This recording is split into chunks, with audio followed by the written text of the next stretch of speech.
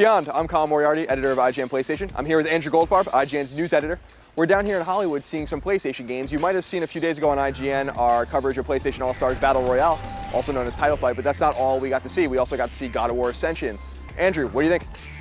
So we saw a multiplayer demo, and it was interesting. It was, it felt very much like God of War. We saw this large scale, it was like domination mode, and it was teams of 4 were grouping up to take these control points and take down a, I don't know the name, but a giant cyclops of some kind. Yep. And it was pretty cool. I mean, it was very cinematic, especially for a multiplayer mode. I mean, you had this like gigantic monster they were fighting. There were gore kills. It had like the same size and scope of a God of War game that you would expect. So it fit the franchise really well, I thought. Yeah, I think so too. I mean, don't get too nervous out there, God of War fans, because we were promised a single-player campaign as well that will revolve around Kratos' ascension to his godlike status. But we didn't get to see it. We don't have any details on that. They wanted to show us multiplayer because I think the rumor had been going on for a long time, and they kind of wanted to just get that out and show it to us. And I agree. I think it looked really cool. I think it looks fun. I'm not, a huge God of War fan, as many Podcast Beyond listeners know, but this actually kind of has me interested. It looked familiar yet foreign. It looked like God of War, but it wasn't quite God of War. And it's interesting to be playing as these characters, these random soldiers that are not Kratos.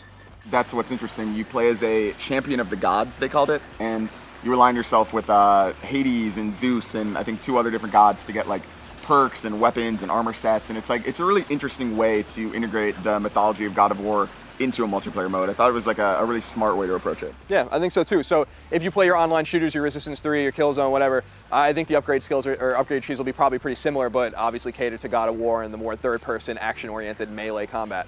So I'm excited to see more about single player. I'm not sure when we're going to see it. From the sounds of it, it seems like this game is quite far off. I don't think we're going to see it probably till maybe the middle of 2013. Yep. But maybe we'll see more about it at E3. Maybe we'll see more at Gamescom. In the meantime, go to IGN.com right now. You can check out our written preview. We'll have some interviews up. We'll have more information. Of course, you can keep it tuned to IGN for all your PlayStation needs. Beyond. Beyond.